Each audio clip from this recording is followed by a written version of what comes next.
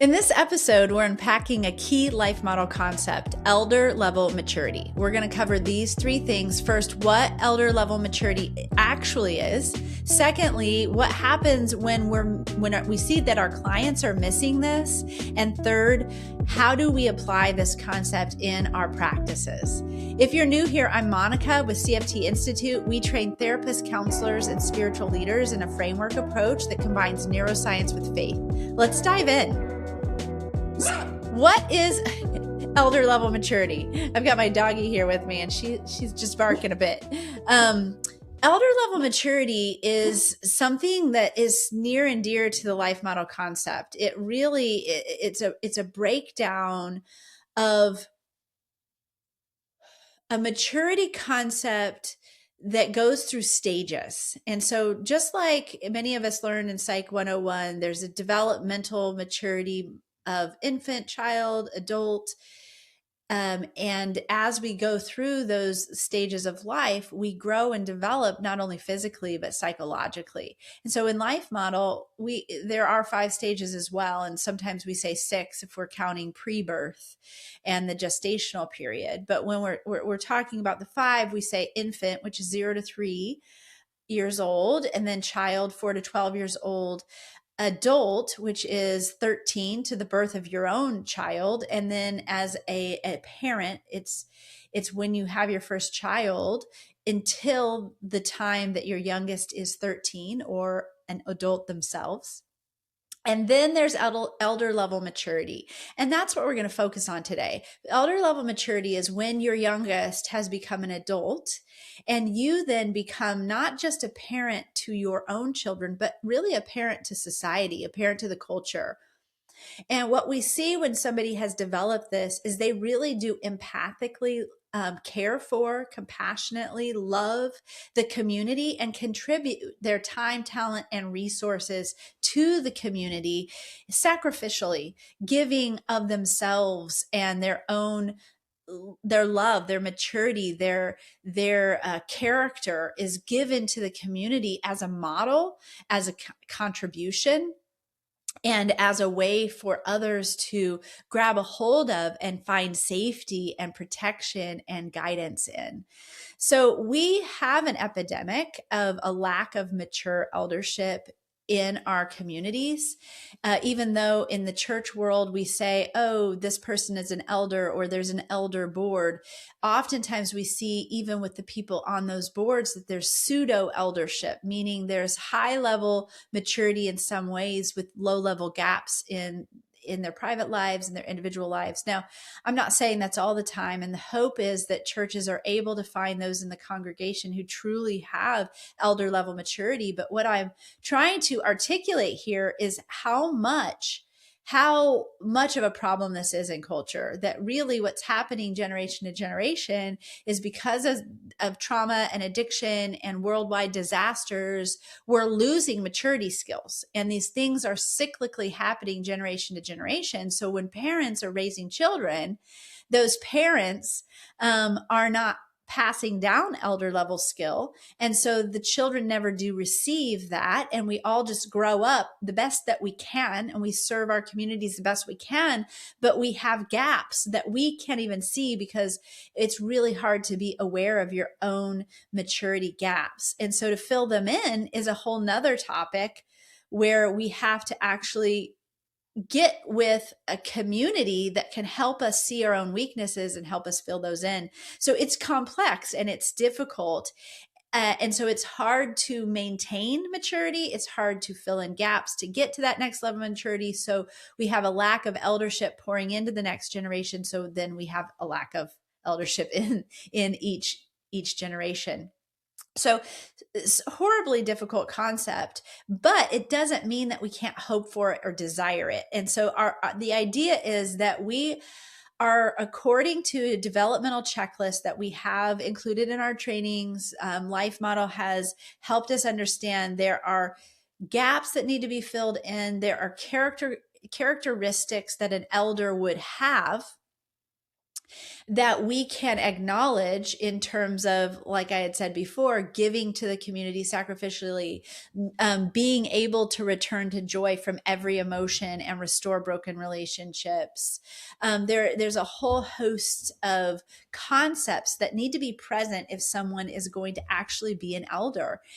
And when there's eldership in the community can thrive. When there's not, the community is going to really suffer because there's not elders to look to. So society will actually start to crumble, which is probably part of what we're seeing right now. There's a lack of understanding of where to go and who to be and how to be it. And everybody's just doing what's right in their own eyes rather than seeing a model to follow or someone to call us out in terms of higher character and growth.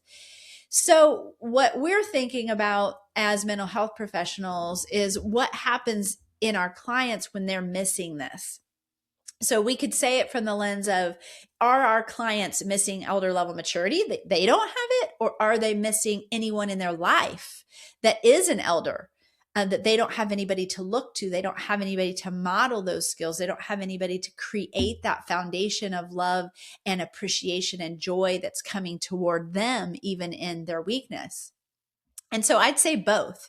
I'd say, as a mental health professional myself, when I have a client who comes in who is in their older years, that their children are adults, 13 or older, and they're empty nesters, or they are retirement age or elderly, I'm looking at them thinking, okay, where are their gaps in their development?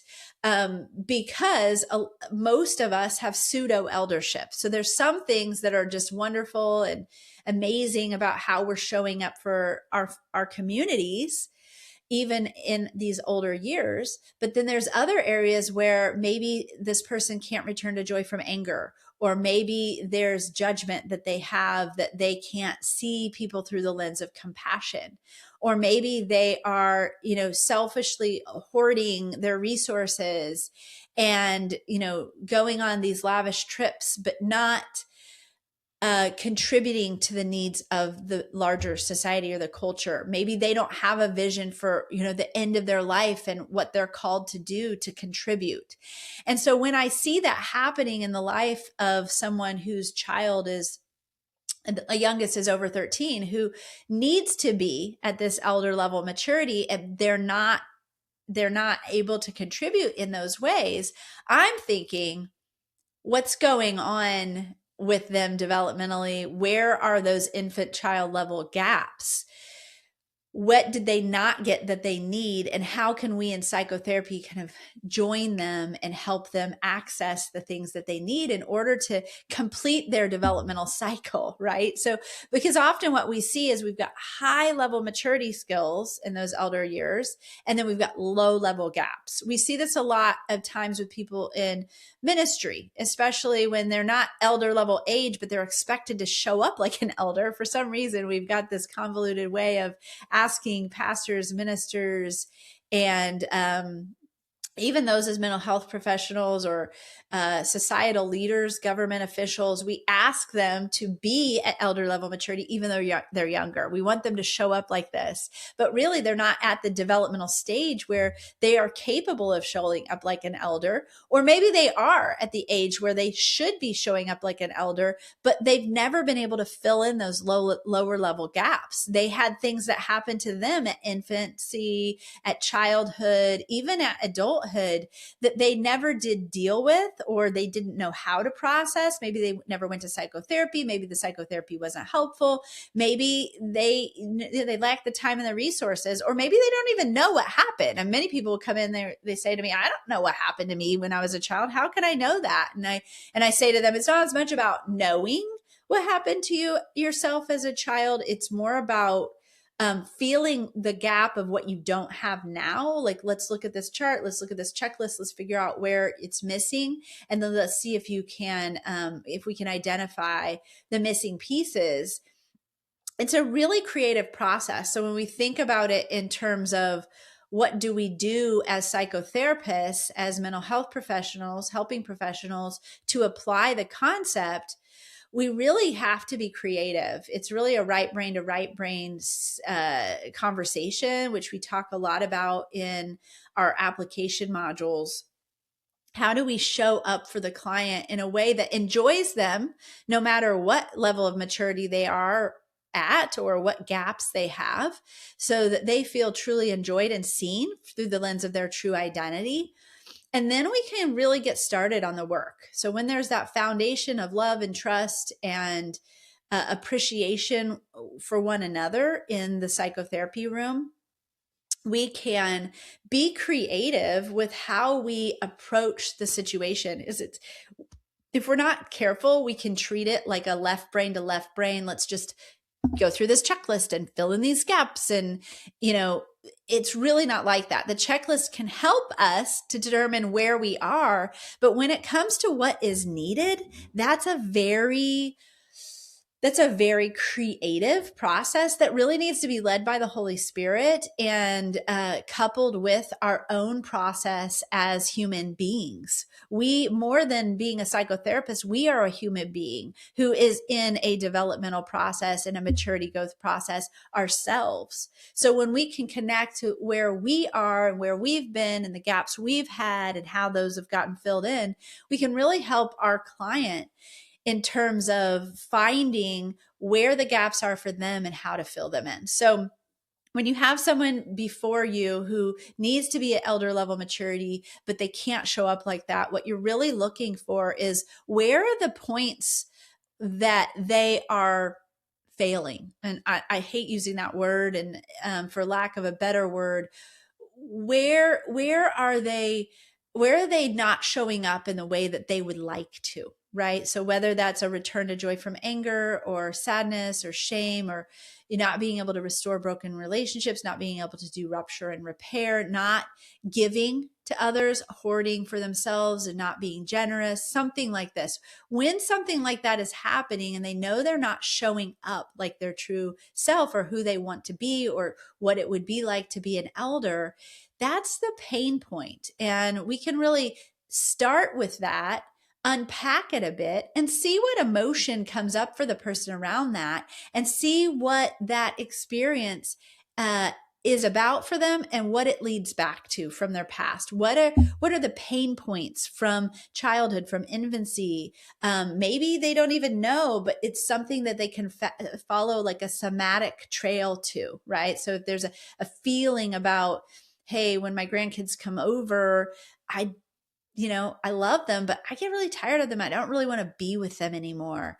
And I kind of isolate myself in the room, and I hate that because they're sad and they want me to be with them, but I'm just done. I'm tired. That's something for us to start with. Like, what's that about? Where does that come from? And unpack it in the present day lens to see where it comes back to from the past, so we can help that person face those things. What I've also noticed in treating maturity gaps is many times, it's not enough for me to help the client with it just in a one-on-one setting. There really needs to be a group around the problem that is helping the client to heal. That group around the problem concept comes from the Pandora problem, but it can be expanded to mean when we're in group or in community with one another, whether it's a psychotherapy group or a church group or a neighborhood group, but it's a belonging group.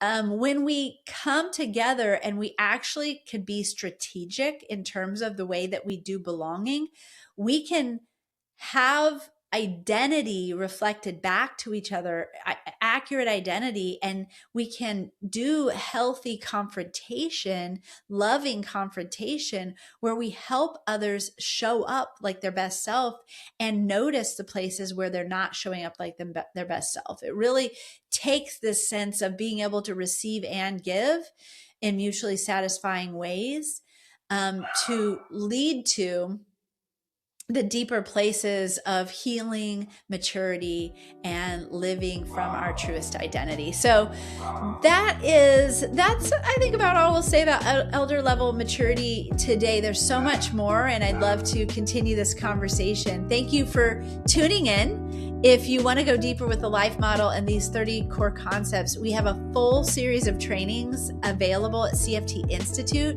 You can start exploring for free at cftinstitute.com. Check out our learning hub. And remember, healing spreads when counselors live in joy. I'll look forward to seeing you in the next episode.